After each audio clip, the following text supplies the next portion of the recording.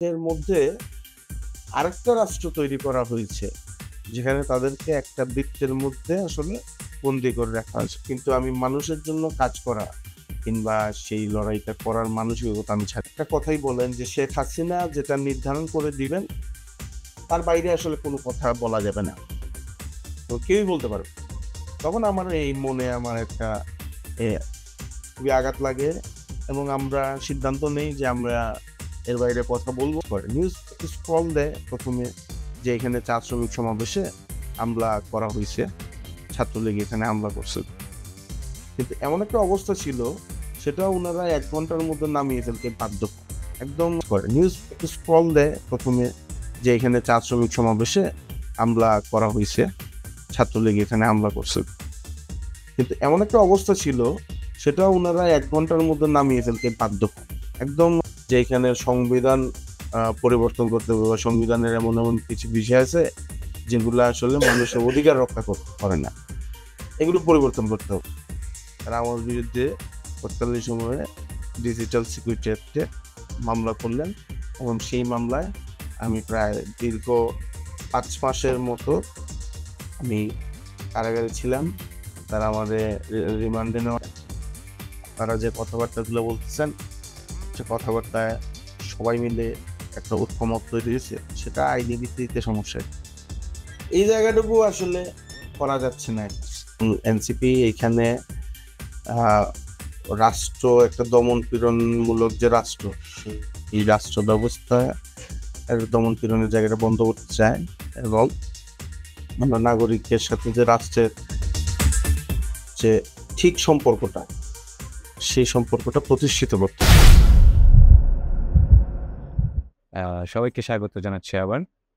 আমাদের সাথে আছেন জাতীয় নাগরিক পার্টির যুগ্ম সদস্য সচিব জনাব প্রীতম দাস। প্রীতম দাসের আরেকটা পরিচয় আছে, প্রীতম দাস আমার বন্ধু এবং বাল্যকালের সহপাঠী। জনাব প্রীতম দাস, আপনার মহামূল্যবান সময় থেকে বের করে আমাদেরকে এই পালস অফ বাংলাদেশ অনুষ্ঠানে আসার জন্য আপনাকে অসংখ্য ধন্যবাদ। প্রীতম দাসকে আরেকটু পরিচয় করে দেই। একেবারে বাল্যকালের বন্ধু, প্রবাবলি ক্লাস 3-4 থেকে একসাথে একেবারে ইন্টারমিডিয়েট পাস করেছি।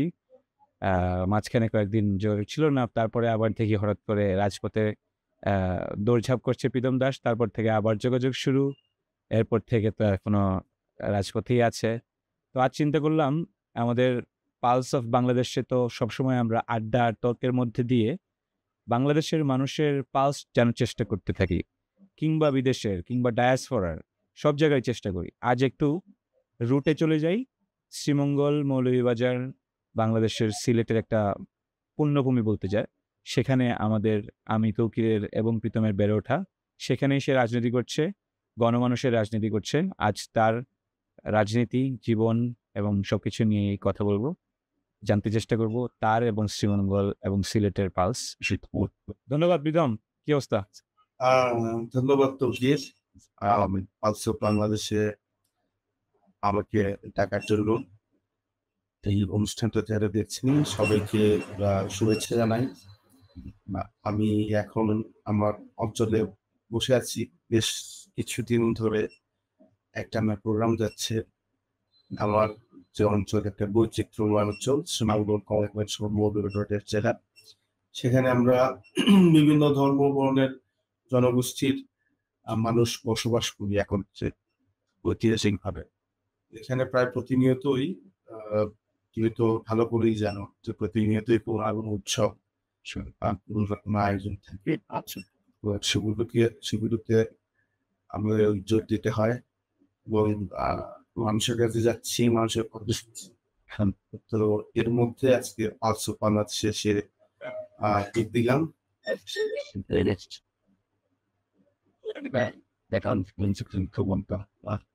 ধন্যবাদ প্রীতম। না, আমি আজকে ধন্যবাদ আবারও, but let's go back to তোমার জার্নি, তোমার রাজনৈতিক জার্নি, তোমার ছেলেবেলা, তোমার এই আজকে তুমি প্রীতম দাস একজন কেন্দ্রীয় নেতা, একটা উঠতি এবং অনেকে মনে করেন অনেকটা একটা আশা জাগানিয়া, সারা জাগানিয়া টাইপ অফ একটা পার্টির সাথে সংযুক্ত তুমি, এনসিপি, জাতীয় নাগরিক পার্টি। এই জাতীয় নাগরিক পার্টির এত বড় কেন্দ্রীয় পর্যায়ে যাওয়া, এটা একটু বলে দাও আমাদের দর্শকদের জানুক। আমি তো আর তোমার বন্ধু, কিন্তু দর্শকরাও জানুক। একটু শুরু করো, তুমি তোমার স্কুল থেকেই শুরু করো। কি অবস্থা, কখন থেকে শুরু করলা? আহ, আসলে আমার যে পার্টি, জাতীয় নাগরিক পার্টি, 24-এর যে গণঅভ্যুত্থানের সাথে যে লড়াইয়ের মধ্যে দিয়ে আমরা শেখ হাসিনাকে বিতাড়িত করলাম, এবং এই যে ফ্যাসিজম বিতাড়নের জন্য আমরা আমাদের যে লড়াই, সেই লড়াই চলমান আছে। আমার পার্টির যারা বিপ্লবী বন্ধুরা আছেন তারা অবশ্যই অনেক বড় মানুষ, আর তাদের লড়াই অনেক বড়। আমি আমি মনে করি আমি চেষ্টা চালিয়ে যাচ্ছি, যদিও এখানে তৌকির বলল কিংবা অন্যরা বললেন যে আমাদের একটা দীর্ঘদিনের লড়াই কিংবা আমাদেরকে অনেক বেশি অভিবাদন জানায়, কিন্তু আমি মনে করি আমি ব্যক্তিগতভাবে একদম ক্ষুদ্র মানুষ। আমার দায়বদ্ধতার জায়গা থেকে আমি কাজ করে যাচ্ছি, এবং আগামীতেও এই বাংলাদেশের মানুষের ঋণ শোধ করার জন্য কাজ করে যাব বলে আশাবাদ ব্যক্ত করছি। আমি আমার বেড়ে ওঠা এই সীমান্ত শহরে 2008 সালে আমরা তখন এইচএসসিতে পড়ি। তখন থেকে আমি এখানে একটা রাজনৈতিক দলের সাথে যুক্ত হই। আমার রাজনীতিতে যুক্ত হওয়া একদমই মানুষের টানে। আমরা সাধারণত দেখি মানুষ অনেক সময় রাজনীতিতে যুক্ত হয় তার পাশের বড় ভাই দ্বারা উৎসাহিত হয়ে, কিংবা বিভিন্ন রাজনৈতিক দল থাকে তাদের যে শক্তি সামর্থ্য এগুলো দিয়ে উজ্জীবিত হয়ে। অনেক তরুণরা দেখা যায় যে হয়তো তারা নিজেরাই জানেন না তারা কেন একটা রাজনৈতিক দল করছেন, ভবিষ্যতে তারা কি করবেন, কি করতে চান মানুষের জন্য, না জেনেই বাংলাদেশের অনেক বড় বড় প্রতিষ্ঠিত পার্টিতে মানুষ যুক্ত হন, বিশেষ করে ছাত্র যুবকের তরুণরা। আমার ব্যাপারটা আগে থেকে একটু ভিন্ন ছিল। আমি 2008 সালে একটা রাজনৈতিক দলের সাথে যুক্ত হই এবং আমি স্বেচ্ছায় ওখানে যাই। আমি আমার কলেজে পড়াকালীন সময় স্কুল থেকে কলেজে উঠেছি, সময় আমার কাছে একটা খবর আসে যে একটা রাজনৈতিক দল চা শ্রমিকদের জন্য একটা প্রোগ্রাম করছে। সেটা হচ্ছে 1921 সালের 20 মে এখানে চা শ্রমিকদের একটা লড়াই ছিল। আপনারা হয়তো অনেকেই জানেন এই অঞ্চলের যে চা শ্রমিকরা, তারা ভারতের বিভিন্ন অঞ্চল থেকে এখানে তাদেরকে আনা হয়। উড়িষ্যা, আসাম, পশ্চিমবঙ্গ, বীরভূম, উত্তর ভারত, এখান থেকে বিভিন্ন জনগোষ্ঠী নিয়ে আসা হয়। তো যখন তাদেরকে এখানে আনা হয় তখন বলা হয় যে এই অঞ্চলে এমন একটা অঞ্চল যেখানে এক টুকরি মাটি কাটলে এক টুকরি টাকা পাওয়া যায়, এবং এখানে চায়ের আবাদ হবে। চা গাছটা কেমন? চা গাছটা হচ্ছে এমন একটা গাছ যেটাকে হচ্ছে নাড়া দিলে পরে এখানে পয়সা পাওয়া যায়, অনেক বেশি পয়সা পাওয়া যায়। এরকম একটা স্লোগান ছিল যে গাছ খিলাইলে তো পয়সা মিলে। এরকম করে ওনাদেরকে হচ্ছে এই অঞ্চলে আনা হয় বিভিন্ন জায়গা থেকে। এবং বিভিন্ন জায়গা থেকে আনা হয় এই কারণে যাতে ওনারা যাতে সংঘবদ্ধ কিংবা ঐক্যবদ্ধ কখনো না হতে পারেন। যদি ভারতের একটা অঞ্চল থেকে তারা আসতেন তাহলে ব্রিটিশদের এখানে আশঙ্কা ছিল যে ওনারা এসে এখানে বিদ্রোহ করতে পারেন, এবং একই ভাষার একই সংস্কৃতির মানুষ হয়, ওনারা বিদ্রোহ করতে পারেন, এবং পরবর্তীতে হচ্ছে যে এই বিদ্রোহ ঠেকানো তাদের কাছে মুশকিল হইতে পারে। তো এই জায়গা থেকে ওনারা হচ্ছে যে বিভিন্ন অঞ্চলের মানুষকে এখানে নিয়ে আসে। কিন্তু এই মানুষগুলো এখানে আসার পরে দেখলেন যে আসলে এখানে এই পয়সা তো নাই, বরঞ্চ এখানে বিশাল একটা মানে বনভূমি বা বনাঞ্চল, যেখানে আসলে সাপ, বিচ্ছু, মানে নানা কিছুর বাস। তো এখানে সাপের কামড়ে অনেক মানুষ মারা গেল। তারপরে এইরকম একটা দুর্গম অঞ্চলে এসে তারা তো মহাবিপদে পড়লেন, এবং তারা সিদ্ধান্ত নিলেন তারা তাদের নিজেদের আ জায়গায় ফিরে যাবেন, নিজেদের মূল্যকে ফিরে যাবেন। তো তৎকালীন সময়ে একটা আন্দোলন হয়, সেটা হচ্ছে মূল্যকে চলো আন্দোলন। তারা আ ভেবেছিলেন যে তারা তাদের অঞ্চলে কলকাতায় গিয়ে পরে ভারতের বিভিন্ন অঞ্চলে তারা যেখান থেকে এসেছিলেন তারা চলে যাবে। কিন্তু এখানে ব্রিটিশ বাহিনী এখানে বাদ সাধে। তারা তাদেরকে আসলে ফিরতে দেয় না এবং রেলে উঠতে দেয় না কিংবা অন্যান্য যে মানে তৎকালীন সময়ে ফিরে যাওয়ার জন্য যে পরিবহনগুলা ছিল, পরিবহন তো খুবই অপ্রতুল ছিল, আসলে ছিলই না। রেলগাড়ি আসলে একমাত্র যাওয়ার জন্য পরিবহন হিসেবে প্রচলিত ছিল। তো তখন হচ্ছে উনারা ব্রিটিশ বাহিনী উনাদেরকে রেলগাড়িতে উঠতে দেয় না। তখন তারা সিদ্ধান্ত নিলেন যে, যে রেলপথ ধরে আসলে এই ট্রেনটা আসে, সেই রেলপথ ধরে তারা চাঁদপুর চলে যাবেন এবং চাঁদপুরের মেঘনাঘাটে উঠে তারা কলকাতাতে যাবেন। সেইখান থেকে তারা নিজ, নিজ মূল্যকে ফিরে যাবেন। তো এই উদ্দেশ্যে তারা একটানা হাঁটা দিলেন। এই আসামের এই অঞ্চল থেকে তারা অনেক কষ্ট করে চাঁদপুর পৌঁছালেন। তো পথের মধ্যে অনেকে মারা গেল, অনেকে অসুস্থ হয়ে গেল। তো যখন মেঘনাঘাটে গিয়ে পৌঁছালেন, তখন আসামের গুর্খা বাহিনী তাদের পেট কেটে, কেটে মেঘনা নদীতে ভাসিয়ে দিল। মেঘনা নদীতে ভাসিয়ে দিল এবং বাকিদেরকে গ্রেফতার করল। গ্রেফতার করে এই অঞ্চলে আবার ফেরত পাঠালো এবং ওই সময়ে উনাদের যে ২ জন নেতা যারা আসলে মূল্যকে চলো আন্দোলনকে আ নেতৃত্ব দিচ্ছিলেন, সেই নেতাদের তারা জেলে নিল এবং আ ফাঁসি দিল। পণ্ডিত দেওশরণ এবং মংলা দীক্ষিত। তো যখন আমি এই ইতিহাসটা জানি এবং আমি আসলে অনেককেই জিজ্ঞেস করি, চা বাগানের অনেককেই জিজ্ঞেস করি যে, "আপনারা এই ইতিহাসটা জানেন কিনা বা এই ঘটনাটা জানেন কিনা?" তখন উনারা আমাকে বলেন যে উনারা বলেন যে, "না, আমরা তো আসলে আমাদের এই ইতিহাসটা বা এই ঘটনাটা আমরা জানি না।" তখন আমার মনে খুব কষ্ট হয় যে একটা জনগোষ্ঠী তার যে লড়াই, তার সংগ্রাম বা তার ইতিহাসটাও সে জানে না, তাকে এত বেশি বঞ্চিত করে রাখা হয়েছে। তো আমরা তখন তৎকালীন সময়ে ওই এই যে ২০ এর আয়োজনের সাথে যুক্ত হয়ে যাই। বিশেষ করে আমি আ যুক্ত হয়ে যাই।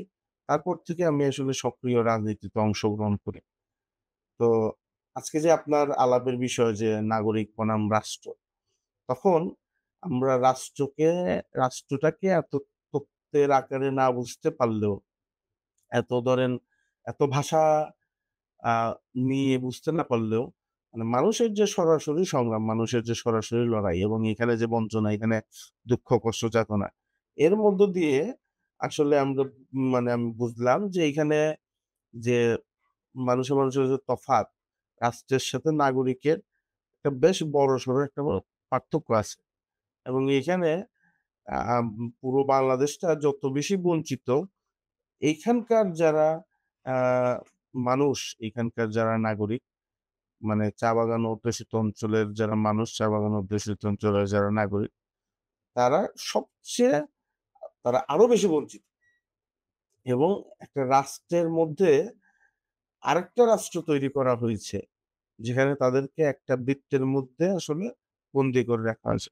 তো ওই সময় থেকে আমাদের মানে আমার লড়াই সংগ্রাম বা রাজনীতিতে সক্রিয় হওয়া। তো ২০০৮ থেকে ১৩ পর্যন্ত একটা রাজনৈতিক দলের সাথে আমি সক্রিয় হই। পরবর্তীতে ওই রাজনৈতিক দলের নানা কর্মকাণ্ড, ভাঙন এইসবের কারণে আমি আসলে কিছুটা বিরতিতে যাই। কিন্তু আমি মানুষের জন্য কাজ করা কিংবা সেই লড়াইটা করার মানসিকতা আমি ছাড়ি নাই। তো তৎকালীন সময়ে আমরা অ্যা আমাদের অঞ্চলে আরো কিছু লড়াই সংগ্রাম করে উঠি। সেটা হচ্ছে আমাদের নাগরিকদের ব্যানারে। আমরা এখানে লাউয়াছড়া বনজীবী বৈচিত্র্য রক্ষা আন্দোলন নামে আপনারা অনেকেই জানেন যে আমাদের অঞ্চলে লাউয়াছড়া বন আছে কিংবা আমাদের শ্রীমঙ্গল, কমলগঞ্জ, চুনারুঘাট সহ এই অঞ্চলে আমাদের কিছু বন আছে। তো এইগুলো রক্ষা করার জন্য আমরা আন্দোলনে নামি আমরা এবং ২০১৩ সালে আমরা আ আ থেকে আমি এই অঞ্চলের মানুষের যে লড়াই, যে নাগরিকের যে লড়াই সেইগুলোর সাথে যুক্ত হই। লাউয়াছড়া বনজীব বৈচিত্র্য রক্ষা আন্দোলনের নামে আমরা একটা সংগঠন তৈরি করি। হাওর রক্ষা সংগ্রাম কমিটি করি কিংবা অন্যান্য চা বাগানে যেগুলো বিভিন্ন সময় আসলে সংকট দেখা দেয়, আমরা সেখানে অবস্থান নেই, সেখানে মানুষের পক্ষে কথা বলি। তো এইভাবে আমার হচ্ছে যে রাজনৈতিক লড়াইটা শুরু হয়। তো এই কাজগুলো যখন চলতে থাকে, তো এর মধ্যে ২০২০ সালের দিকে আমরা একটা নতুন প্রশ্নের সম্মুখীন হই যে এখানে শ্রেণী সংগ্রাম আ নাকি আসলে নাগরিক হয়ে ওঠার লড়াই। আমরা আসলে কোনটাকে আসলে গুরুত্ব দিব, কোনটাকে আসলে প্রাধান্য দিব। একটা হচ্ছে ওই অর্থনৈতিক বৈষম্য তো এটা আছেই, এটা খুব স্পষ্ট। এটা খুব স্পষ্টভাবে দেখা যায়। এবং এইখানে পুঁজিবাদী ব্যবস্থা আছে, আ এটাও কোনো সন্দেহ নাই। কিন্তু আমরা মনে করি যে এখানে পুঁজিবাদী যে ব্যবস্থাটা এটা এত বেশি সংগত না। কারণ হচ্ছে আমরা একটা কলোনিয়াল সিস্টেমের মধ্যে ছিলাম। আমাদেরও এখানে পুঁজিবাদ এমন ভাবে ডেভেলপ করে নাই, কিংবা আমাদের যে আইন, আ আমাদের যে সাংবিধানিক যে শাসন কাঠামো, এগুলো আসলে এমনভাবে তৈরি যেটা আসলে অন্য যে বিভিন্ন দেশের যে পুঁজিবাদী ব্যবস্থা, তার সাথে আসলে এটা যায় না। ফলে আমাদের একটা অন্য ধরনের লড়াই করতে হবে। সেই লড়াইটা কি? এইখানে সংবিধানের মধ্যে যে সংবিধানের মধ্যে আমরা যে কলোনিয়াল যে একটা ব্যবস্থা পাকাপোক্ত করার অবস্থাটা দেখি, সেটার বিরুদ্ধে আমাদেরকে লড়তে হবে। আমাদেরকে নাগরিক হয়ে ওঠার লড়তে হবে। লড়াইটা করতে হবে। তো সেই জায়গা থেকে আমরা রাষ্ট্রচিন্তা ১ম এ রাষ্ট্রচিন্তার সাথে যুক্ত হই। তারপরে হচ্ছে ২০২১ সালের দিকে আমরা রাষ্ট্র সংস্কার আন্দোলনের সাথে যুক্ত হই। এবং রাষ্ট্র সংস্কার আন্দোলনে নে ওই সময়ে এই সংগঠনটা করতে ২০২২ সাল আসে। ২০২২ সালে এই অঞ্চলে একটা বড় আন্দোলন তৈরি হয়। সেটা হচ্ছে চা শ্রমিকদের মজুরি বৃদ্ধির আন্দোলন। স্মরণকালের সর্ববৃহৎ আন্দোলন, যে আন্দোলনে আমাদের প্রায় সকল চা বাগানের চা শ্রমিকরা সেখানে অংশগ্রহণ করে। তো সেখানে সেই আন্দোলনে আমরা সক্রিয়ভাবে অংশগ্রহণ করি। আমরা চা শ্রমিকদের যে জীবনযাপন, তার তথ্য-উপাত্ত নানাভাবে আ আমি ধারণ করি। এখানে আবার আমি একদিকে হচ্ছে যে আন্দোলনে সক্রিয়ভাবে অংশগ্রহণ করি। পাশাপাশি চা শ্রমিকদের যে কথাগুলো, তাদের যে বঞ্চনা, সেগুলো তুলে ধরার জন্য আমি আবার একটা আ মিডিয়া হাউসের সাথেও যুক্ত হই। সেটা হচ্ছে একটা দৃক নিউজ। তো দৃকেও আমি একদিকে কাজ করা শুরু করি। তো এক পর্যায়ে হচ্ছে যে ২০২২ সালের যে আন্দোলন, সেখানে ২২ সালের আন্দোলনে শেখ হাসিনা তখন একটা বক্তব্য দেন। বক্তব্যটা হচ্ছে এটা যে উনার কথা সর্বশেষ কথা। আন্দোলন চলাকালীন সময়ে বিভিন্ন দফায় বিভিন্নভাবে বসা হয়। তখন একটা সুরাহা হচ্ছিল না।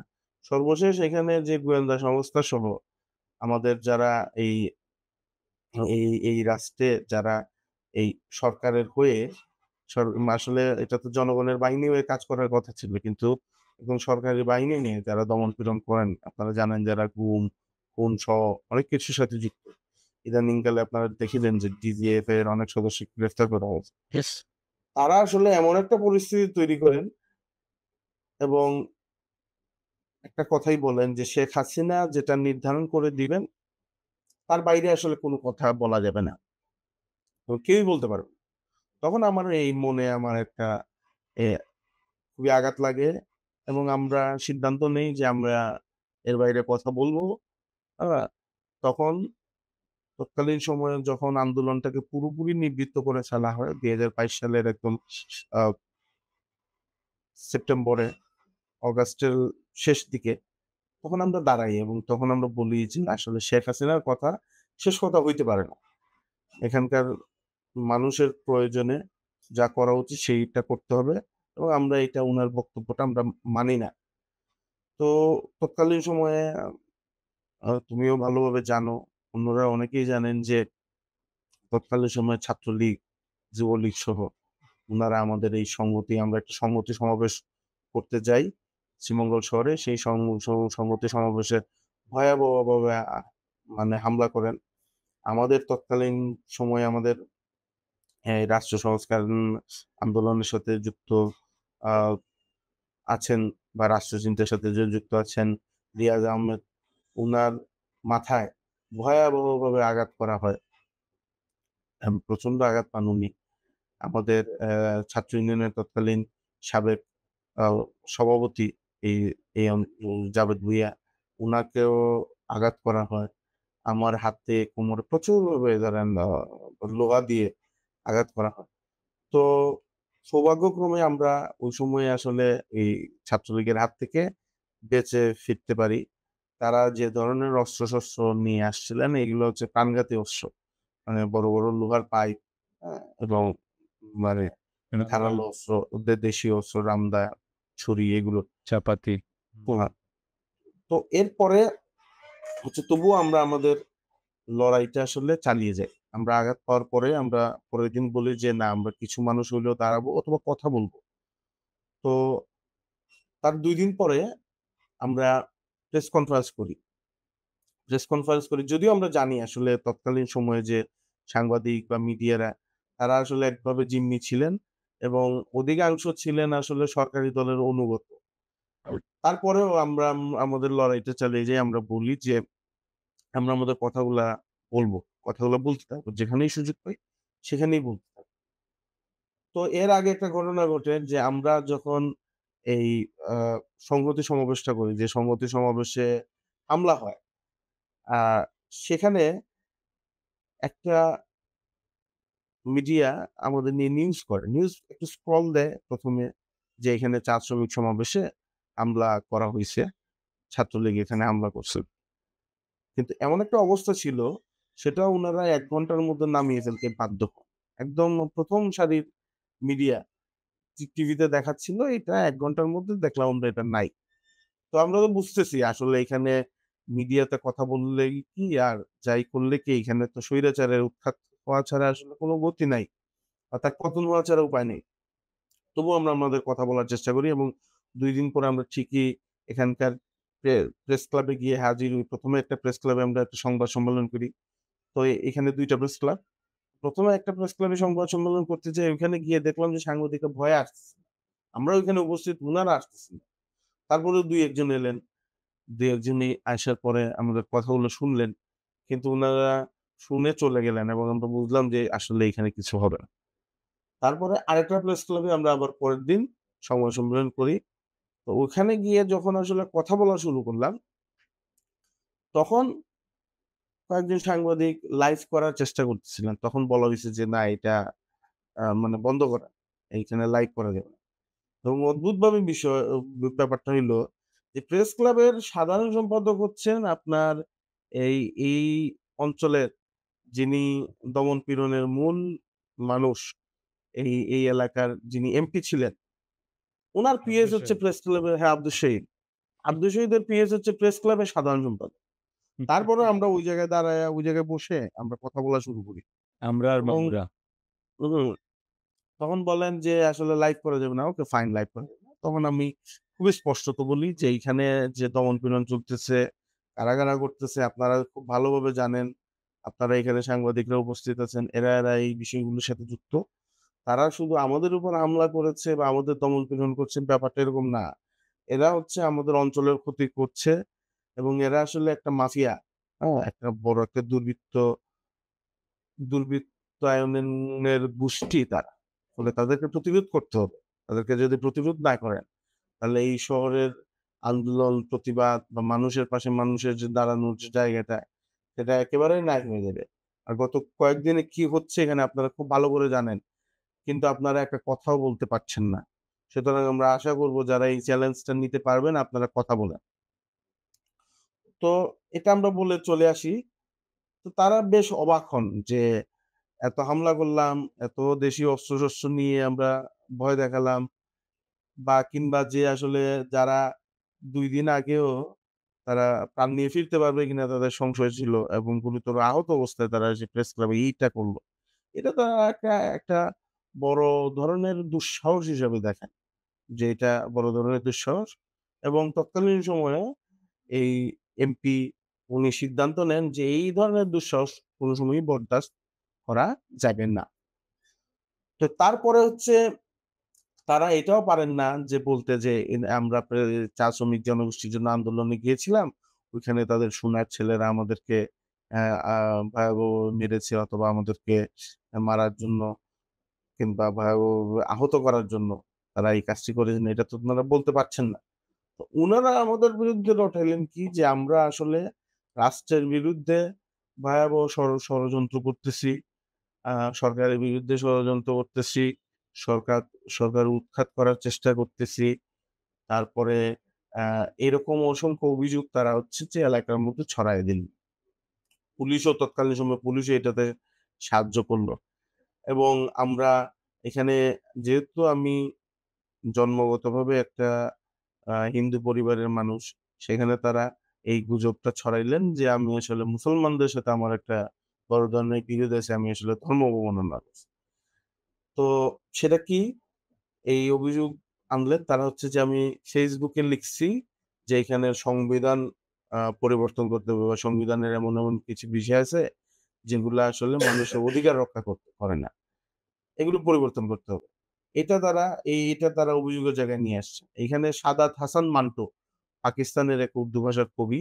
উনার একটা লেখা, যে লেখাটা তৎকালীন সময়ে আ বিএনপির সাবেক এমপি এবং সবার পরিচিত নেতা নাসের রহমান, উনি যে পোস্ট করছে, আমিও সেম পোস্ট করছি। কিন্তু উনারা যে নাসের রহমানের সাথে কোনো সমস্যা নাই। উনারা হচ্ছে যে আমার বিরুদ্ধে একটা ধর্ম অবমাননার অভিযোগ এনে এখানে একটা মব তৈরি করার চেষ্টা করলেন এবং বললেন যে আমি সরকারের বিরুদ্ধে উস্কানি দিচ্ছি, আ আদালত অবমাননা করছি এবং এখানে ধর্ম অবমাননা করছি। তো এইসব বিষয়ে আমি যদি, আমার বিরুদ্ধে যে অভিযোগ, আমি যদি ক্ষমা না চাই, তাহলে তারা আমার ঘরবাড়ি জ্বালায় দিবে। তো তাদের উদ্দেশ্য ছিল আমাদের যে রাজনৈতিক আন্দোলন বা আমার যে লড়াইটা, সেটাকে এইখানেই থামায় দেওয়া এবং এখানে ক্ষমা চাওয়ানোর মধ্য দিয়া আমি যাতে সামাজিকভাবে এখানে প্রমাণ করা যায় যে আমার অপরাধটা আমার ছিল। এই ধরনের একটা বড় ধরনের পরিকল্পনা ছিল এবং এই পরিকল্পনাটা সরাসরি এখানকার এমপি আব্দুস শহীদ, উনি এটাতে নেতৃত্ব দিয়েছেন এবং প্রতিনিয়ত এই ষড়যন্ত্রটা করে গেছে। তো আমি তখন তৎকালীন সময়ে স্পষ্ট বলি, এখানে আমার এলাকার যে উপজেলা চেয়ারম্যান ছিলেন, তিনি আমাকে যোগাযোগ করে এটা করানোর চেষ্টা করেছেন। আমি স্পষ্ট জানিয়ে দেই যে আমি কোনো অন্যায়ের সাথে জড়িত না। আমি আমি একটা রাজনৈতিক দল করি এবং আমি মানুষের কথা বলি। আমি আমার উপজেলা যদি চেয়ারম্যানের নাম কোনো কি? হ্যাঁ, এখানের উপজেলা চেয়ারম্যান ছিলেন ভানুলাল রায়। আচ্ছা। তিনিও বলেন যে এইখানে এটা আমি যাতে ক্ষমা চাইবে। তখন আমি স্পষ্ট বলি যে আমি আসলে মানুষের জন্য কথা বলতেছি। আমি একটা রাজনৈতিক দল করি। যদি আমার কোনো অপরাধ হয়ে থাকে, যদি আমি মনে করি, কিংবা আ অন্যান্যরা যারা আসলে, আমি মানে আওয়ামী লীগ মনে করতেছে কিংবা উপজেলা চেয়ারম্যান মনে করতেছে বা এমপি মনে করতেছে যে আমি অপরাধ করছি, সেটা তো হইতে পারে না। কারণ উনারা হুম। নিজেরাই অনেক বড় অপরাধী এবং তারা নিজেরাই একেকজন অনেক বড় ক্রিমিনাল। তো মানুষ যখন যদি মনে করে, কোনো ইনোসেন্ট পিপল যদি মনে করে যে আমি আসলে কোনো অপরাধ করছি, তাহলে আমি ওই সাধারণ মানুষের কাছে ক্ষমা চাইতে রাজি আছি। আমার কোনো এখানে কোনো ধরনের অহংকার নাই বা কোনো ধরনের কোনো ইগোর কোনো প্রবলেম নাই। আমি ক্ষমা চাইতে রাজি আছি। কিন্তু আওয়ামী লীগ সিলেক্ট করে দিবে কিংবা ছাত্রলীগ সিলেক্ট করবে কিংবা এখানকার এমপি সিলেক্ট করবে না অপরাধ করছে। সেটা হইতে পারে না। বরঞ্চ উনারা যেটা করতেছেন সেটা অপরাধ। সেটা মানে মানবতা বিরোধী কাজ করতেছেন, একটা ষড়যন্ত্র করতেছেন, গুজব ছড়াচ্ছেন। এখানে এক সম্প্রদায়ের সাথে আরেক সম্প্রদায়ের বিরোধ তৈরি করার চেষ্টা করছেন। সুতরাং আমি এটা করব না। সেটা যতই আমার প্রতি যতই অত্যাচার হোক, অনাচার হোক, আমি সেটা করব না। আমি দৃঢ়ভাবে সিদ্ধান্ত নেই। তো তারা যখন দেখলেন যে আসলে এইভাবে কাজ হবে না, তখন তারা ভিন্ন পথ বেছে নিলেন। তারা আমার বিরুদ্ধে তৎকালীন সময়ে ডিজিটাল সিকিউরিটি অ্যাক্টে মামলা করলেন এবং সেই মামলায় আমি প্রায় দীর্ঘ ৫ মাসের মতো আমি কারাগারে ছিলাম। তারা আমারে রিমান্ডে নেওয়ার চেষ্টা করলেন। তারপরে আরো বিভিন্ন ধরনের আমার পরিবারকে তখন তৎকালীন সময়ে এমনভাবে নির্যাতন করা হয় এবং আমার সাথে যেসব বন্ধু-বান্ধবের সম্পর্ক ছিল বা সামাজিক সম্পর্ক ছিল, যে মানুষগুলো যারা আমার খোঁজখবর নিতেন কিংবা আগেও ছিল, তাদেরকে এমনভাবে টর্চার করা হয় থানায় নিয়ে গিয়ে মানসিকভাবে।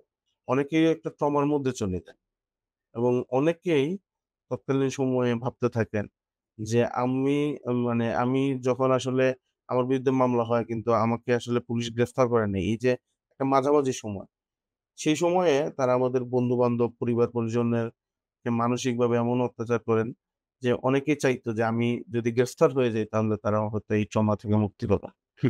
এবং তারা আমাকে বলেছেন যে আমি যদি মানসিক গ্রেফতার হয়ে যাই টর্চার লিটারেলি। মানে হ্যাঁ, খাবার আমার অনেক বন্ধু আছে তারা খাইতে বসছেন। তাদেরকে তুলে নেওয়া হয়েছে বলতেছে থানায় এসে। আ কিন্তু হয়তো এই ব্যক্তিকে ০.৫ ঘন্টা আগেই থানায় নিয়ে অনেক কথাবার্তা বলা হইছে। তিনি বাসায় এসে থানা থেকে ফিরে বাসায় এসে খাইতে বসছেন, ওখান থেকে তুলে নেওয়া হইছে। তার পরিবারও হতবাক। অনেক লোকজন আছে তাদের ব্যাংক অ্যাকাউন্ট ফ্রিজ করে দেওয়া হইছে। যে আমার সাথে তাদের সম্পর্ক আছে। আমি জঙ্গি তৎপরতার সাথে যুক্ত কিংবা এখানে সরকারের উৎখাতের সাথে যুক্ত। আ ফলে এদের একটা কানেকশন আছে। এদের ব্যাংক অ্যাকাউন্ট ফ্রিজ করে দেওয়া হইছে। তারা এরকম অবস্থা তৈরি করা হইছে।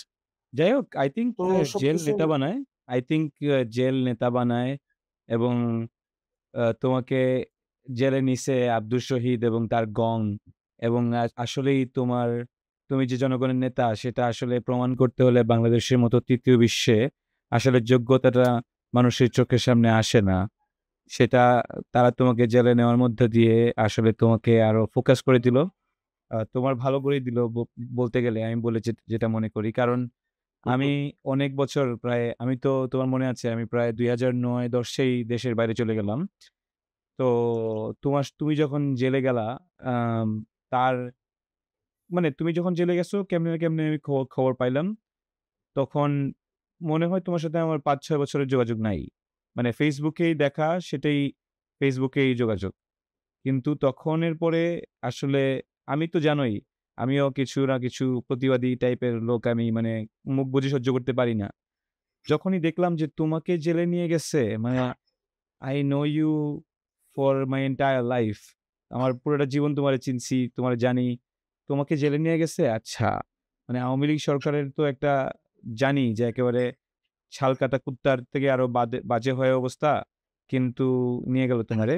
তারপরে আসলে আমারও ভিতরে একটা অন্যরকম কাজ করতেছিল যে, প্রীতম জেলে গেল? আচ্ছা ঠিক আছে সমস্যা নাই। আসলে এই জেল থেকেই হয়তোবা একটা নতুন সূচনা হইতে পারে।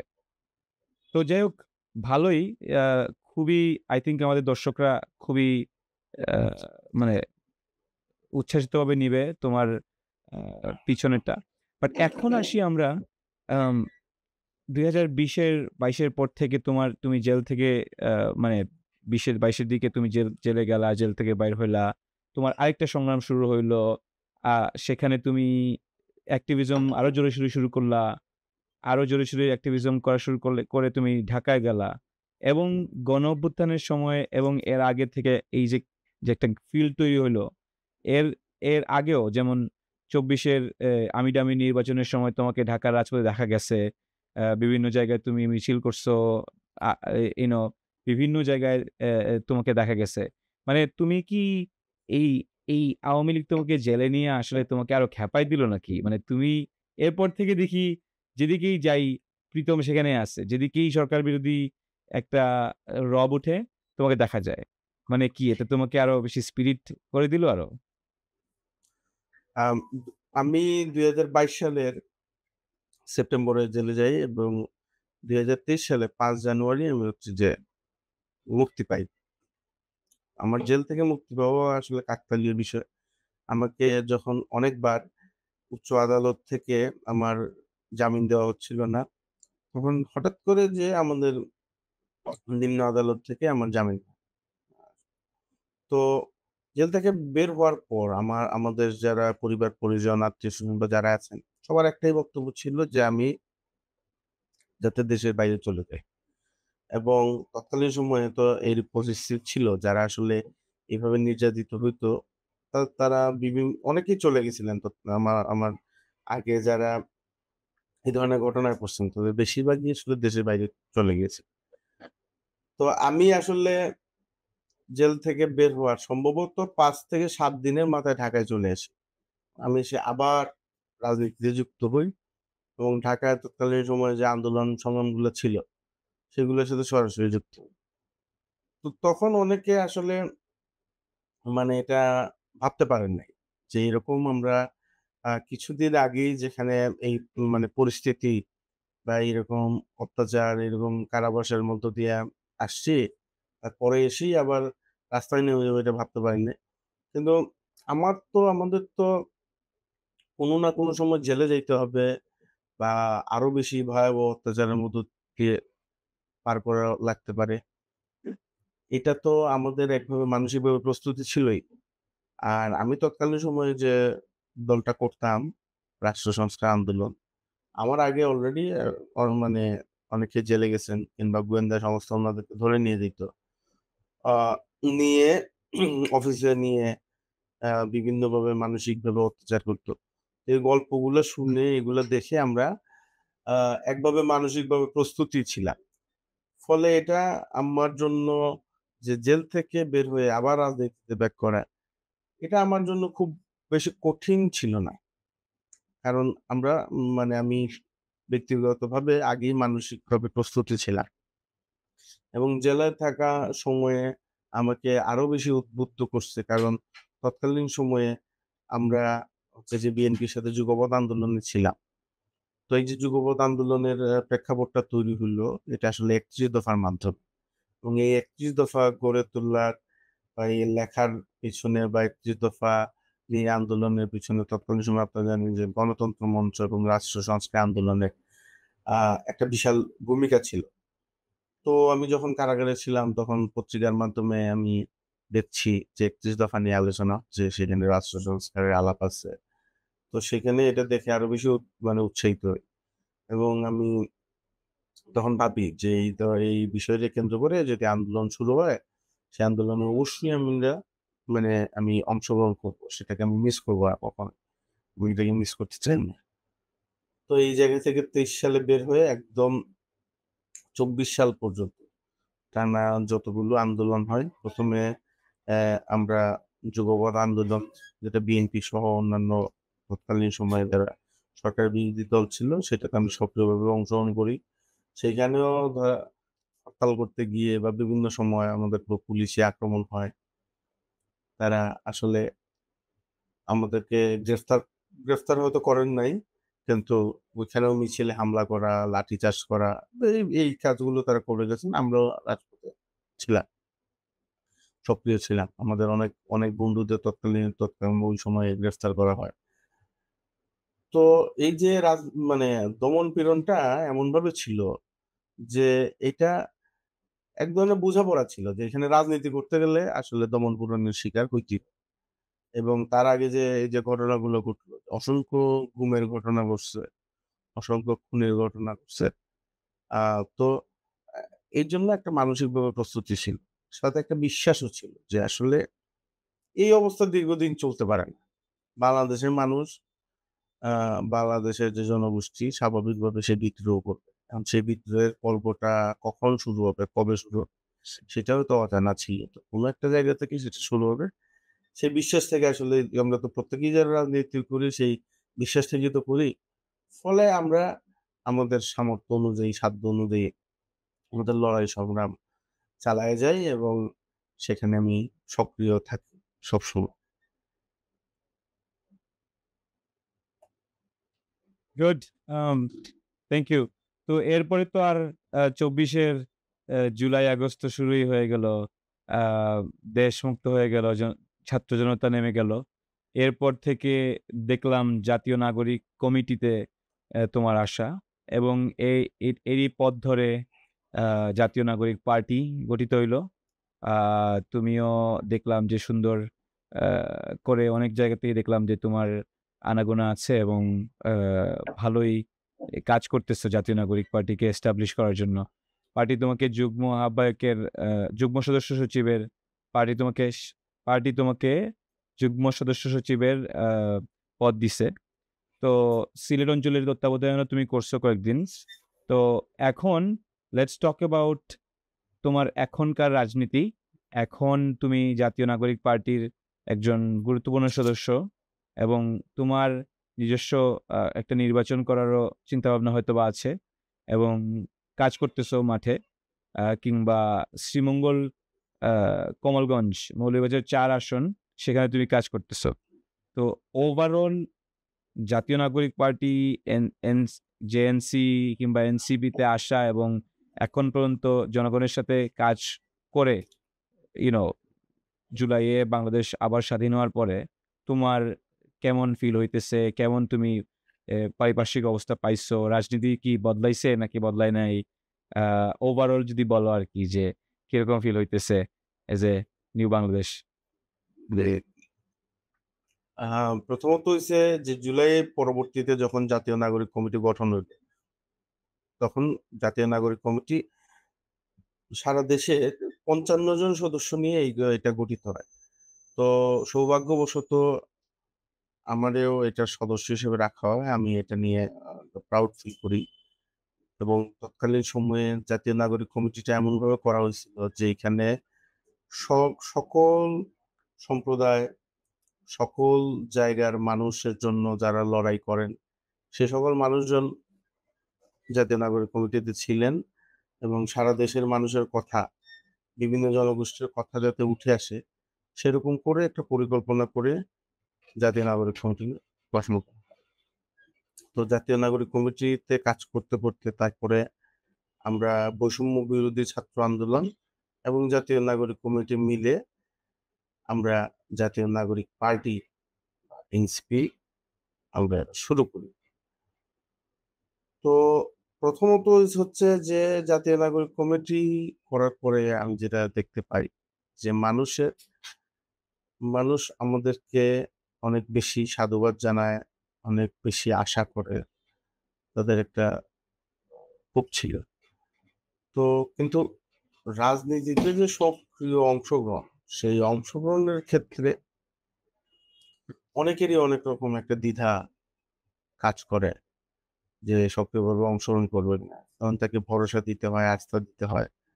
আবার এখানে বৈষম্য বিরোধী ছাত্র আন্দোলন, আহ সেটা আসলে কি হবে, সেটা জাতীয় নাগরিক কমিটির সাথে কিভাবে মিলে যাবে, এগুলো নিয়ে নানা বিষয়ে কিছুটা জটিলতা ছিল এবং এইগুলো ওভারকাম করে আমরা শেষ পর্যন্ত জাতীয় নাগরিক পার্টি বা এনসিপি তৈরি করি।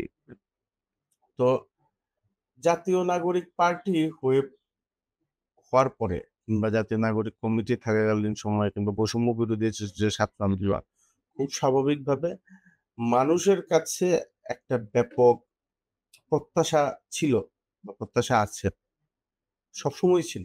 কারণ হচ্ছে জাতীয় নাগরিক পার্টি কিংবা জাতীয় নাগরিক কমিটি, বিশেষ করে আমি বলবো জাতীয় নাগরিক পার্টি এনসিপি, এনসিপি তে যারা আছেন তারা যেহেতু এনসিপি পার্টিতে আসলে জুলাই এর গণঅভ্যুত্থানের পর্ব থেকে জন্ম নিছে, খুব স্বাভাবিকভাবে এটার প্রতি মানুষের যে প্রত্যাশা, যে প্রত্যাশার পারদ অনেক উঁচুতে।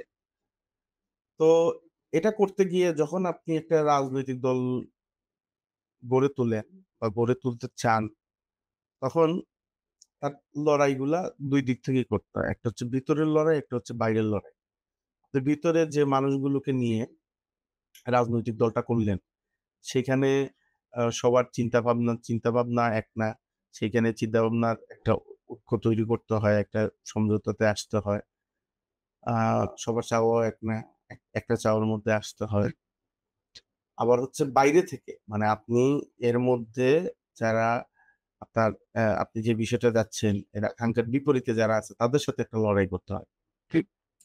আমাদের এখানে এস্টাবলিশমেন্ট এর সাথে সবসময় লড়াই করতে হয় এবং এটা এত মারাত্মক, এত ভয়াবহ যে ধরেন আজকে কোনো একটা জনপ্রিয় পত্রিকা অথবা জনপ্রিয় বলবো না, ধরেন বহুল আলোচিত পত্রিকা একটা লিখে দিল যে প্রীতম দাসকে নিয়ে আহ, যা জানা গেল। নিয়ে যা জানা গেল, লিখে মনে করেন ২-৪ লাইন উল্টাপাল্টা লেখে। এখন তাকে আপনি কাউন্টার দিয়া, তারা আপনি কাউন্টার দিবেন, মানে মানুষকে বোঝানোর চেষ্টা করবেন যে না, আসলে যেটা দিল এটা আসলে ঠিক না, এটা অসত্য। সেটা করতে করতে আপনার কয়েকদিন পার হয়ে যাবে। ইজ্জতও এবং চলে ওইখান গেল। হুম, এবং ওইখান থেকে, হ্যাঁ, এবং ওইখান থেকে আসলে এই বিষয়টা শুরু হলো। ফলে যে মিডিয়ার যে মাফিয়াতন্ত্র, আমরা জানি যে একটা রাষ্ট্র যখন এরকম একটা মাফিয়া স্টেট হয়ে ওঠে, শেখ হাসিনা যেটাকে বানাইছিল একটা মাফিয়া স্টেট, সেখানে মিডিয়া সহ অন্যান্য রাষ্ট্রের যে আইন শৃঙ্খলা রক্ষাকারী বাহিনী কিংবা আরো যা কিছু আছে, আমলাতন্ত্র সহ সবকিছুর একটা একসাথে মিলে এটার একটা মাফিয়া স্টেট গড়ে তোলে। তো সেই জায়গা থেকে ২৪-এর আন্দোলনে আমরা অনেক কিছু জায়গাগুলোকে ভাঙতে পেরেছি অথবা কিছু জায়গাকে ধাক্কা দিতে পারছি। কিন্তু পুরোপুরি এটা পারা যায় নাই। হ্যাঁ? যার কারণে এই সময়ে আমার মনে হয় যে ২৪-এর পরে মানে ওই আওয়ামী লীগের যে আগের যে অবস্থা ছিল সেখানে তারা এটাকে একটা পুরোপুরি একটা সরকার দলীয় মিডিয়া ছিল, তাদের নিয়ন্ত্রণে নিয়েছিল। এখন যে অবস্থা হইছে এটা আসলে আমি বলব নিয়ন্ত্রণ তো আমরা চাই না যে আমরা একটা নিয়ন্ত্রিত মিডিয়া হোক। কিন্তু আমরা একটা শৃঙ্খলা চাই। আমরা আসলে যে ইনসাফ ভিত্তিক বাংলাদেশ গড়ে তুলতে চাই। সেখানে মিডিয়াও আসলে একটা ইনসাফের পক্ষে অবস্থান নেবে এরকম চাই। কিন্তু সেই জায়গা থেকে মিডিয়া একদম লাগাম ছাড়া হয়ে গেছে। এবং এটার কোনো জবাবদিহিতা নাই। এটার কোনো হিসাব নিকাশ নাই। যখন যার বিরুদ্ধে যা মন চায় তাই বলতে পারবে, যা করতে পারবে। যেটা আসলে সংবাদ না সেটাকে সংবাদ হিসেবে আজকে পরিবেশন করা হয়তোবা হবে। দেখছেন রাতে এই বিষয়গুলো আর্টিফিশিয়াল গুজব। আছে। হ্যাঁ, এই যে দেখেন আপনি। তো এই যে অনেকগুলো ভিউ হইতে হবে, দর্শকের কাছে খুব দ্রুত পৌঁছাইতে হবে। এখন তারা যে নিউজটা করলেন সেটা যদি সত্য না হয়, তারা বাংলাদেশের মানুষের কাছে কিভাবে জবাবদিহি করবেন? তারা যে অপরাধ করলেন সেই অপরাধের শাস্তি কি হবে? সেটা কিন্তু নির্ধারিত না। এখন গতকালকে করছেন, আজকেও যদি আরো ১০ টা করেন কিচ্ছু করার নাই। মানে এই যে একটা অবস্থা তৈরি হইছে, রাজনৈতিক দল হিসেবে আমাদেরকে এটার বিরুদ্ধে লড়াই করতে হয়। তারপরে আরো অন্যান্য ব্যাপার তো আছেই। আমাদের যে বড় দল উনারা ধরেন আমরা তো ২৩ সালে কিংবা ২৪ সালের এই জুলাইয়ের আগেও আন্দোলনে ছিলাম। সেখানে তো আমরা উনাদেরকে দেখেছি যে উনাদের অফিসে আমাদেরকে যাইতে হইছে, উনাদেরকে খুঁজতে হইছে, উনাদেরকে খুঁজেই পাওয়া যাচ্ছে না। লিয়াজোঁ কমিটি ছিল। সেই লিয়াজোঁ কমিটির নেতাকে অন্য দলের নেতারা খুঁজে পাইতেন না। মানে আমাদের আ এটা প্রকাশ্যেই বলা যেত যে বিএনপির নেতারা তখন এমন অবস্থায় ছিলেন। আমাদের বড় নেতা, বড় দলের রিজভী আহমেদ সবাই চেনেন। উনি একটা চাদর পইড়া হইছে যে হিডেন জায়গা থেকে উনি ইয়ে করতেন, আ মানে কথা বলতেন। তা আমাদেরও তখন একটা প্রশ্ন ছিল যে সরকার কি এই হিডেন জায়গারে বের করতে পারে না? বা রাষ্ট্রীয় গোয়েন্দা সংস্থা হুম, এত দমন-পীড়ন চালায় বা এত কিছু চালায় যে রিজভী আহমেদের এই গুহাটা আসলে কোথায়? যেটা থেকে উনি ওইটা আসলে মানে খুব, মাঝ খুব চলিত ছিল তখন। সবাই বলতেছেন বিএনপির এরা কোথায়? কিংবা পত্রিকাও তখন হ্যাঁ, বলছিল এই কথা। গুহার ভিতরে লুকায়িত বিএনপি নেতাকর্মী। আর তৎকালীন সময়ে মানে আমাদের গণতন্ত্র মঞ্চ বলেন কিংবা আমাদের বলেন, পার্টি বলেন, আমাদের যেহেতু এত দেশব্যাপী এত সামর্থ্য ছিল না যে হাজার, হাজার মানুষকে নামায় দেওয়া বা আন্দোলনে একাই আসলে সরকারকে ফেলে দেওয়া। কিন্তু আমরা চেষ্টা করতেছিলাম। তখন আবার আইনশৃঙ্খলা বাহিনী আবার আমাদেরকে থেকে উপহাস করে। যে আপনারা যে বড় দলের ইতে আছে উনারা তো নাই। উনারা তো মাঠ থেকে চলে গেছে। চলে গেছে। সুতরাং আপনাদের আন্দোলন এটা সাকসেস হবে না। এবং হবে না। যেটা হওয়ার সেটা হলো কিন্তু আমরা আমাদের প্রতিবাদ, আমাদের বক্তব্য আমরা অব্যাহত রাখি। আমাদের আন্দোলন, হুম। আমাদের অবস্থান আমরা ঠিক রাখছি। এর মধ্যে শেখ হাসিনা ৭ জানুয়ারি একটা ডামি নির্বাচন বলল সেটা দেশবাসী দেখল। সেটাই। করল। তো এই ডামি নির্বাচনের ফলাফল আমি মনে করি ডামি নির্বাচন সহ বাংলাদেশের যে অসংখ্য অন্যায়, অসংখ্য অপরাধ এবং যে ফ্যাসিজম চালু করছিল, সে সবকিছু মিলেই আসলে আমাদের জুলাইটা তৈরি হয়েছিল। জুলাইটা আসছিল আমাদের। তো এই যে তারপরে জুলাইয়ের পরে এই বড় দল যেভাবে বড়ভাবে প্রস্ফুটিত হইলেন, তো সেখান থেকে আমরা জনগণের জন্য আমরা দাবি জানাই, আমরা চাই। এখনো দেখবেন যে জুলাই সনদে আমরা বলছি যে একটা আইনি ভিত্তি দেন। আপনারা যে কথাবার্তাগুলো বলতেছেন, সে কথাবার্তায় সবাই মিলে একটা ঐক্যমত তৈরি হয়েছে, সেটা আইনি ভিত্তিতে সমস্যা। এই জায়গাটুকু আসলে করা যাচ্ছে না এখন। এই জায়গাতেও বাধা দিচ্ছে। তো আবার দেখা যাবে কি যে এই আজকে ১ বছর ১.৫ বছরের মাথায় এসে মানে আপনি জাতীয় পার্টির মতো দল উনারা ঘুরে বেড়ায়। উনারা রাজনৈতিক সভা-সমাবেশ কইরা হুঙ্কার দিতে পারে। আমাদের বুদ্ধিজীবীরা আমাদের পতিত স্বৈরাচারদের নিয়ে পতিত স্বৈরাচারদের কে প্রাসঙ্গিক করে তুলছেন মিডিয়ায়। কি একটা ভয়াবহ অবস্থা। যাকে আপনি পরাজিত বললেন লড়াই করে। আপনার চোখ হারাইয়া, পা হারাইয়া, হাত হারাইয়া, জীবনটা দিয়া। এখন তাকে প্রাসঙ্গিক করার জন্য এখানকার কিছু লোকজন আমাদের সামনে প্রকাশ্যে লড়াই করতেছে। সমস্যা নেই। আমরা মানে আমরা দেখছি কয়েকজন আ monkey see, monkey do type of gorilla type of লোকজন। আ আমরা অবশ্য অনলাইনে ওদেরকে ধুমাধুম দেখতেছি। উনারা খুবই বেইজ্জত মানে ইজ্জত উনাদের পুরোপুরি লুটপাট হয়ে যাচ্ছে অনলাইনে। আ দেশি মিডিয়া আসলে মিডিয়ার উপরে জনগণের কোনোই ট্রাস্ট নাই। মিডিয়া এখনো সোশ্যাল মিডিয়ার উপরে ডিপেন্ড করে তার নিউজ পাওয়ার জন্য। আম তো এইটা নিয়ে আমাদের আসলে আমরা কথা বলব। আমি একটা জিনিস আপনাকে জিজ্ঞেস করি। এখানে একটু স্ট্রিমলাইন করে নেই কোয়েশ্চেনটা। আ তোমাকে বিকজ এখানে এনসিপি তে তুমি যে আসলা, আমি কোয়েশ্চেনটা তোমাকে আরেকটু করতাম যে, এনসিপি তে আসার পরে এনসিপি কে কয়েকটা যদি তোমাকে বলি যে, তুমি একটু কয়েকটা কারণ বের করো যে, এনসিপি তে আসা থেকে শুরু করে ১ বছর প্রায় হতে চলল দলটা। আ কই থেকে শুরু করলা এবং কোথায় দেখতে চাও? কিংবা এখনো কতটুকু করতে পারলা দলটাকে গোছানো? একটু যদি বলো আরকি। এবং প্রথমত এবং মানুষ এবং মানুষের সাথে বা কানেক্টেড কি কতটুকু হওয়া গেল? তোমার এলাকায়ও যদি স্পেসিফিকলি বলো। প্রথমত হচ্ছে যে আমাদের দলের তো বয়স খুব বেশি হয় নাই। মানে কম সময়ের মধ্যে। তো এনসিপির কে কেন্দ্র করে আমাদের যে স্বপ্ন, যে আশা, সেটা আমরা আ মানে পূরণ করতে পারিনি। আমরা চেষ্টায় আছি, আমরা লড়াইয়ে আছি। সেই লড়াইয়ের পথটা অনেক কঠিন। কিন্তু আমরা সেই লড়াইটা চালায় যাবো। কিন্তু এনসিপি অনেকগুলো বিষয় এখানে মানে অর্জন করেছে। সেই অর্জন আবার অনেকে স্বীকার করতে চান না। এই জায়গাগুলো থেকে আসলে দেখেন। সেটা হচ্ছে বাংলাদেশের রাজনীতিতে আ যারা তরুণদের অংশগ্রহণ, বাংলাদেশের রাজনীতিতে যারা জুলাইয়ের জীবন দিতে গেছিল তাদের অংশগ্রহণ। এখানে আ আপনারা জানেন, আপনারা যারা প্রবাসে আছেন যে প্রবাসীদের যে ভোটাধিকার এবং প্রবাসীদের ভোটাধিকারের ব্যাপারে সোচ্চার হওয়া কিংবা এখনো এই লড়াইয়ে থাকা। সেই জায়গাটা যদি সেটাতে যে সেখানে এনসিপির অর্জন কিংবা এখানে নাগরিক অধিকার কিছুদিন আগে দেখলেন আপনারা, আমরা শিক্ষকদের অধিকার নিয়ে আমরা কথা বললাম এবং সেটা মোটামুটি একটা মাত্রায় সফল হয়েছে।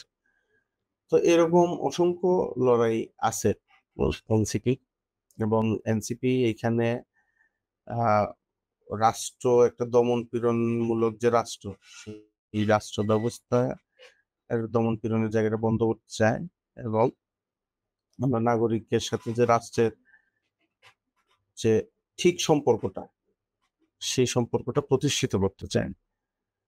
কিন্তু আমরা নানা কারণে আমাদের আমলাতন্ত্র, আমাদের যারা আহ, বিভিন্ন বাহিনী, যারা আসলে এই গণঅভ্যুত্থানটাকে ঠিকঠাকভাবে মেনে নিতে পারছেন না, তারা দল হিসেবে অন্য দলকে কিন্তু আক্রমণ করছেন না, হামলা করছেন না। তারা কিন্তু এনসিপি কে হামলা করছেন। তারা খুব ভালো করে জানেন যে পুরাণপন্থী যে দলগুলা ছিল তারা তাদের যে ব্যবস্থা, তারা কোনোভাবে ক্ষমতায় যেতে পারলেই হলো এবং তাদের যে বক্তব্য, তাদের যে কথাবার্তা, তাদের যে আনুগত্য সবকিছু মিলাইয়া তারা আসলে ওই চেয়ারেই বসতে চান। এটা খুব স্পষ্ট।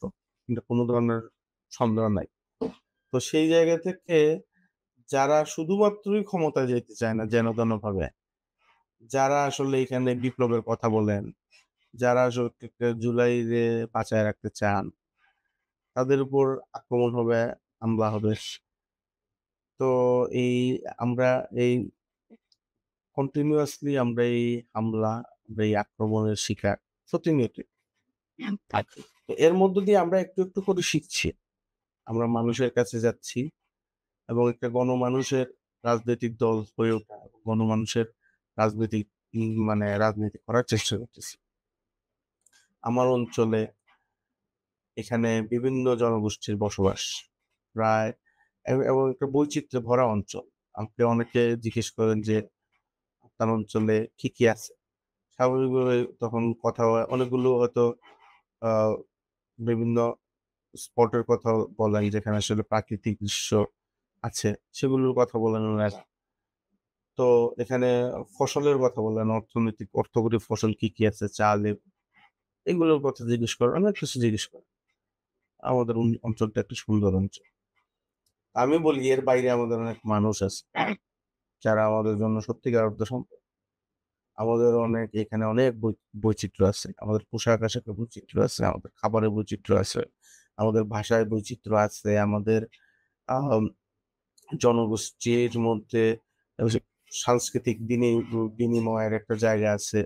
আমরা শুধু জাতীয়ভাবে না, আমরা এখানে আন্তর্জাতিকভাবে এইখানে মানে নেতৃত্ব দেওয়ার মতো পরিস্থিতি আমরা তৈরি করতে পারি যদি আমরা চাই।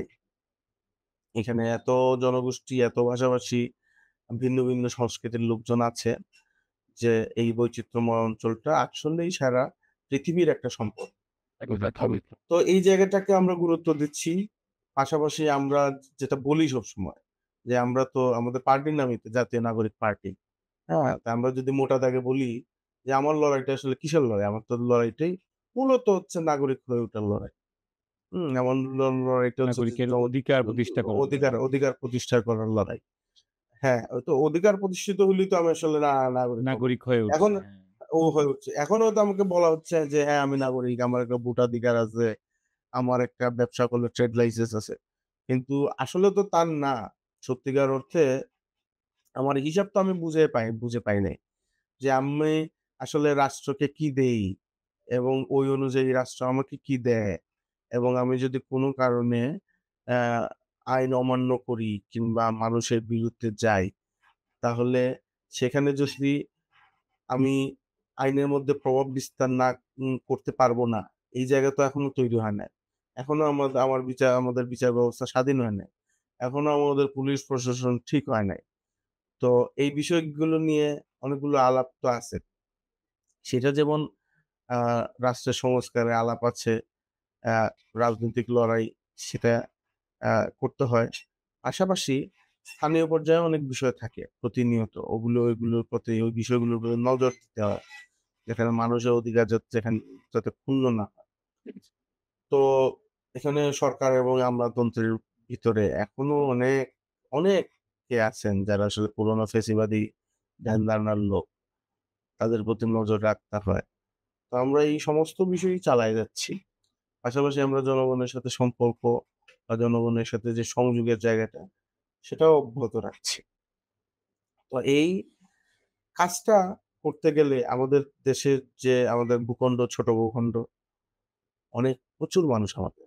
আমাদের শিক্ষিত, অর্ধশিক্ষিত, বেকার, বৃদ্ধ, অ নারী, পুরুষ প্রচুর। আর উনাদের মধ্যে বার্তাটা নিয়ে যাইতে গেলে বা আরো শক্তিশালীভাবে কাজ করতে গেলে আমাদের প্রচুর সহযোগিতা দরকার। দেশ-বিদেশে প্রচুর সহযোগিতা দরকার। এখন থেকেই আমাদের সবার একসাথে মানে এই বিষয়ে সচেতন হয়ে উঠতে হবে। শুধু আ নাগরিক পার্টির একটা জেলার নেতৃবৃন্দ কিংবা একটা কেন্দ্রীয় কমিটি যে সবকিছু মানে করতে পারবে তা না। সেটার জন্য এক মানে আরো কিছু আরো অনেক মাত্রায় যে সমর্থক মহল, শুভানুধ্যায়ীরা উনাদের প্রয়োজন, উনাদের আগায় আসা প্রয়োজন। আ জনগণের মধ্য থেকে আরো কিছু নেতৃত্ব যাতে উঠে আসতে পারে, সেটার জন্য আমরা প্রতিনিয়ত চেষ্টা করে যাচ্ছি। এবং আমি যেটা আমার অঞ্চলে আমি যেটা কাজ করি এবং সবসময় চেষ্টা করি যে সকল কমিউনিটি থেকে লিডারশিপ উঠে আসে। কারণ যখন সব সম্প্রদায় থেকে নেতৃত্ব উঠে আসবে, তখন সকল সম্প্রদায়ের যে দুঃখ, কষ্ট, যাতনা এবং ভাবনা সেগুলো উঠে আসবে এবং সেই জায়গা থেকে আমরা আমাদের কোন বিষয়ে আমরা লড়াই করব, কি বিষয়ে কথা বলব, এটলিস্ট সবার সমস্যা সেই সেই সবার জায়গাগুলো রিপ্রেজেন্টেশন থাকবে। সেই রিপ্রেজেন্টেশন থাকে। আর হচ্ছে আমাদেরকে যেভাবে এতদিন ধরে বিভাজিত করা হয়েছে, আগেও এখনো, যে অ্যা আমরা যেহেতু একটা কলোনিয়াল ব্যবস্থার মধ্য দিয়ে আসছি আমাদের ইতিহাসে। তো এখানে মানুষের নানাভাবে বিভাজন তৈরি করতে হয় এবং বিভাজন করে আসা হইছে। ধর্মে সম্প্রদায়ে গোত্রে আবার এখানে অর্থনৈতিক বৈষম্য বা অর্থনীতির মাধ্যমে একটা শোষণ সেটা তো আছেই। তো যখন সকল সম্প্রদায় থেকে নেতৃত্বটা নিশ্চিত হয়, তখন এইটা একটা বোঝাপড়ার মধ্য দিয়ে, একটা সামাজিক বোঝাপড়ার মধ্য দিয়ে আমরা এই বিভাজনের জায়গাটাকে দূর করতে পারি। এবং আপনারা বিভিন্ন সময় দেখে থাকবেন যে যখনই আসলে বাংলাদেশটা একটা একটু কিছু মাত্রায় আ ঘুরে দাঁড়াইতে চায়, হ্যাঁ, তখনই নতুন একটা ইস্যু সবসময় মানে আমাদের সামনে নতুন একটা ইস্যু তৈরি করা হয়, যাতে সব মানুষ এক না হইতে পারে। তো এটা হইছে গিয়ে আমাদের জন্য একটা বড় চ্যালেঞ্জ যে, এই যে সব মানুষ যাতে এক না হইতে পারে, সেজন্য যে গোষ্ঠীটা বাংলাদেশের মানুষকে বিভাজিত করে রাখছে, সেই বিভাজনটা দূর করা। সেই বিভাজনটা দূর করা এই সময়ের একটা অন্যতম চ্যালেঞ্জ। সেই বিষয়গুলো নিয়েও আমরা কাজ করতেছি। পাশাপাশি আমরা আমাদের আ যে এতদিনের কাজে বা এই কিছুদিনের কাজে যে ভুল ত্রুটি আছে বা ত্রুটি-বিচ্যুতি আছে, যে সীমাবদ্ধতা আছে, যেটা আমরা আলোচনা পর্যালোচনার মাধ্যমে সেটা দূর করে আগামীতে যাতে আমরা দল হিসেবে একটা বাংলাদেশের অন্যতম আশা ভরসার মানুষের আশা ভরসার জায়গায় যাইতে পারি। বাংলাদেশের প্রাণ হয়ে উঠতে পারি। আমি যেটা একটু বুঝি যে এনসিপি হবে বাংলাদেশের প্রাণ। বাংলাদেশের মানুষের কণ্ঠস্বর। মানে এনসিপির কণ্ঠস্বর মানে বাংলাদেশের মানুষের কণ্ঠস্বর। এরকম একটা জায়গায় আমরা যদি যাইতে পারি, আ সেটার জন্য আমরা আপ্রাণ চেষ্টা করে যাচ্ছি। আমারও এবং আপনাদের আ আমি মনে করি আপনার সবারই আপনাদের উপর অসংখ্য শুভকামনা থাকবে। আ ধন্যবাদ আপনাকে। শেষ আ আসলে করতেই চাই কিন্তু সময়ের স্বল্পতার কারণে শেষ করা হয়ে উঠতে আর কোনো ওয়ে নেই। ধন্যবাদ আপনাকে আপনার সময় দেওয়ার জন্য। A well let's just say that অনেক ফ্রুটফুল ডিসকাশন ছিল। অনেক কিছু জানা গেছে। ভবিষ্যতে আরো তুমি আসবা, আরো কথা বলবো এখানে। আমাদের দর্শকরা আসলে দর্শকদের কাছে যাইতে হবে, দর্শকদের কাছে কথা বলতে হবে। কথা বলে আসলে আমরা যারা এখন নতুন প্রজন্ম আ আমাদের দেশের জনগণকে সার্ভ করার জন্য আসছে। তো আমাদের মতো লোকজন যারা আসলে এখন রিপ্রেজেন্টেশন এ দাঁড়াবে। তাদের আসলে জনগণের সাথে আরো বেশি কানেকশনস, আরো বেশি কথা বলা এবং অনলাইন কিন্তু একটা আ বড় একটা মাধ্যম জনগণের কাছে পৌঁছানোর জন্য। আ ধন্যবাদ তোমাকে প্রীতম। আম আশা করি নেক্সট এ আবারও কথা হবে তোমার সাথে। তুমি যাওয়ার আগে কিছু বলবা তোমার আ এই আমাদের ফ্যান ফলোয়ারদের কাছে কিংবা যারা দেখবে তাদের কাছে? আমি আসলে একটা বিষয় বলতে চাই। দেখেন আমার যে নিজস্ব উপলব্ধি ভিতর থেকে যে সব অবস্থায় সবসময় মানুষের পাশে দাঁড়াইতে হবে। পরিস্থিতি যত জটিলই থাকুক, কোন দল যদি বিশেষ ভুল করে এনসিপি যদি ভুল করে থাকে বা ভুল করছে এরকম দেখেন, তো কখনো হতাশ হইয়েন না। কারণ আমাদের রক্তের ঋণ আছে। সেই রক্তের ঋণ শোধ করার জন্য আমরা যেকোনো অবস্থায়, যেকোনো প্রতিকূল পরিস্থিতিতে আপনি যদি একাও থাকেন তবুও মানুষের পাশে দাঁড়ান। আর আমরা সত্যিকার অর্থে আমাদের হয়তো মানে যে বিভিন্ন জেলায়, উপজেলায় কিংবা বিভাগে যে নেতৃবৃন্দ আছে, নানা কারণে আপনারা হয়তো অনেককে চিনেন না, জানেন না। আজকাল সোশ্যাল মিডিয়া সহ যারা আসলে মূল নেতৃত্বে উঠে আসছেন তাদেরকেই হয়তো চিনেন, জানেন। কিন্তু আমরা এটুকু ভরসা দিতে পারি আমাদের সারা বাংলাদেশব্যাপী আমাদের এমন নেতৃত্ব আছেন যারা সত্যিকার অর্থে বাংলাদেশকে হৃদয়ে ধারণ করে। আমাদেরকে সহযোগিতা করুন, আমাদের পাশে থাকুন। দেশের পাশে থাকবেন। ধন্যবাদ। আমি আসলেই আপনাদের এবং প্রীতম তোমার অনেক, অনেক বেশি সাফল্য কামনা করি। এনসিপির সাফল্য কামনা করি। নতুন বাংলাদেশের নতুন রাজনীতির সাফল্য কামনা করি। বাংলাদেশের জনগণের নাগরিকত্ব এবং বাংলাদেশ জনগণ আসলেই নাগরিক হয়ে গড়ে উঠুক। সেক্ষেত্রে এনসিপির একটা বড় অবদান আশা করি। তোমাকে আসলে বেশিরভাগ আ আশা করি তোমার এলাকা মৌলভীবাজার ৪, শ্রীমঙ্গল, কমলগঞ্জ তুমি বেশি, বেশি টাইম দিবা। লোকজনের সাথে কথা বলবা। লোকজনের সাথে কথা বললে আরো বেশি নিকটস্থ হতে পারবা। ইলেকশনও আসতেছে আ এবং লোকজনকে এটাই বুঝাতে চাইবা যে এই জনগোষ্ঠীটা বিগত ৪০-৫০ বছর থেকে একরকম বলতে গেলে যে আ উম উম অবহেলিত। কখনো কোনো আ স্পেসিফিক কখনো কোনো কাজ-টাজ হয় নাই। আ যদিও যদিও জনপ্রতিনিধির কাজ কখনো উন্নয়ন না, তারপরেও তুমি এখানকার আমাদের আর্থসামাজিক অবস্থা এবং আমাদের যে সামাজিক স্ট্রাকচার সেটা তো আসলে একজন জনপ্রতিনিধিকেই আসলে একটা এলাকাকে ঘিরে রাখতে হয় এবং এলাকাকে আসলে নিরাপত্তার চাদরে বেষ্টনীত করে রাখতে হয়। তো তোমার কাছ থেকেও সেই আশাই থাকবে। আ বন্ধু তোমাকে সময় দেওয়ার জন্য অনেক, অনেক ধন্যবাদ। আশা করি অতি শীঘ্রই তোমাকে আবার পাবো এবং তোমার সাথে তখন আবার কথা বলবো। তখনকার সমসাময়িক কথাবার্তা নিয়ে আজকে অনেক বেশি স্মৃতিচারণ হলো। তোমার সম্বন্ধে অনেক বেশি লোকজনকে জানতে দিলাম এবং জানতে পারবে আশা করি লোকজনে। তোমার আ আ আগামীর ভবিষ্যৎ ভালো কামনা করে আজকে এখানে শেষ করলাম। ধন্যবাদ। ধন্যবাদ পালসের দর্শকরা। আমাদের আজকের এই এপিসোড আপনারা যদি ভালো লেগে থাকে আমাদের জানাবেন কমেন্ট করে। আমাদের অ্যা পাশে থাকবেন। আমাদের চ্যানেলকে লাইক এবং সাবস্ক্রাইব করে আমাদের পাশেই থাকবেন। ধন্যবাদ আপনাকে সবাইকে। আল্লাহ হাফেজ।